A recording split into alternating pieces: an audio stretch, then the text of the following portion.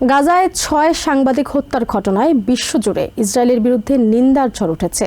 জাতিসংঘের মহাসচিব Antonio Guterres এই ঘটনার একটি স্বাধীন ও নিরপেক্ষ তদন্তের আহ্বান জানিয়েছেন।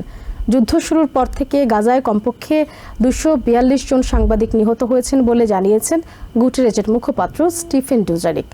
জাতিসংঘের মানবাধিকার বিষয়ক সংস্থার মুখপাত্র থামিন আল খিতান বলেছেন, সাংবাদিকদের হত্যা আন্তর্জাতিক মানবিক আইনের স্পষ্ট লঙ্ঘন এবং এটি একটি যুদ্ধাপরাধ।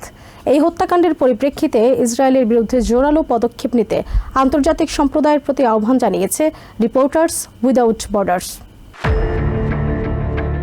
প্রায় ২ বছর ধরে ইসরায়েলের হামলায় বিধ্বস্ত গাজা উপত্যকায় শোকের নতুন আবহ এনেছে কাতার ভিত্তিক সংবাদ মাধ্যম আল জাজিরার ৫ সাংবাদিক সহ ৬ সাংবাদিক নিহত হওয়ার ঘটনা।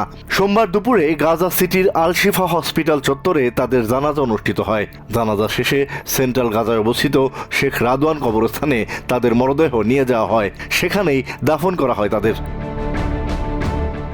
আল শিফা হসপিটালের প্রধান ফটকের বাইরে সাংবাদিকদের জন্য স্থাপিত একটি তাঁবু লক্ষ্য করে রবিবার রাতে বিমান হামলা চালায় ইসরায়েলি বাহিনী, যাতে আল জাজিরা সাংবাদিক আনাস আল শরীফ, সংবাদদাতা মোহাম্মদ কুরেইকা, ক্যামেরাম্যান ইব্রাহিম জাহের, মোহাম্মদ নফেল সহ মোট ৭ জন নিহত হন। সেই হামলা থেকে অল্পের জন্য বেঁচে যান আহমেদ হিরজাল্লাহ নামের এই ব্যক্তি। হামলার কিছুক্ষণ পরই আইডিএফ বলেছে, হামাসের সঙ্গে সংশ্লিষ্টতার কারণে ২৮ বছর বয়সী আনাস আল শরীফ আগে থেকেই তাদের লক্ষ্যবস্তু ছিলেন। তবে নিহত অন্য সাংবাদিকদের বিষয়ে কোনো মন্তব্য করেনি তারা। জাতিসংঘের মত প্রকাশে স্বাধীনতা বিষয়ক স্পেশাল রিপোর্টার আইরিন খান বলেন, ইসরায়েলের দাবির কোনো সত্যতা নেই। এই হত্যাকাণ্ডের ঘটনায় বিশ্বজুড়ে ইসরায়েলের বিরুদ্ধে ক্ষোভ বাড়ছে।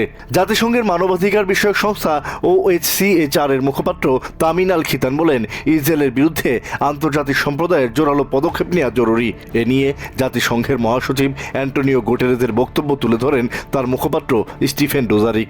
I can tell you that the Secretary General condemns the killing of the 6 Palestinian journalists in an Israeli airstrike in Gaza City on August 10th. এই হত্যাকাণ্ড গাজায় সাংবাদিকদের ঝুঁকিকে আবারও উন্মোচন করেছে বলে উল্লেখ করেন তিনি। The Secretary General calls for an independent and impartial investigation into these latest killings. At least 242 journalists have been killed in Gaza since the war began. ইসরায়েলের এমন কর্মকাণ্ডের তীব্র নিন্দা জানিয়ে তাদেরকে জবাবদিহিতার আওতায় আনতে আন্তর্জাতিক সম্প্রদায়ের প্রতি আহ্বান জানিয়েছে সাংবাদিকদের অধিকার নিয়ে কাজ করা সংস্থা রিপোর্টার্স উইদাউট বর্ডার্স।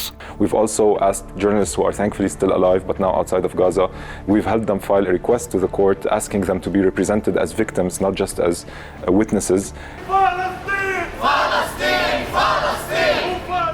সাংবাদিকদের হত্যার প্রতিবাদে ওয়েস্ট ব্যাংকের রামাল্লাহ শহরের রাস্তায় বিক্ষোভ মিছিল বের করে প্যালেস্টিনিয়ানরা।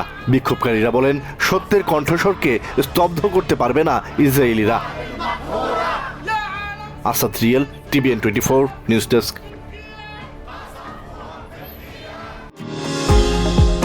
নিউ ইয়র্ক থেকে সম্প্রচারিত TVN 24 টেলিভিশন বিশ্বজুড়ে বাঙালির কণ্ঠস্বর।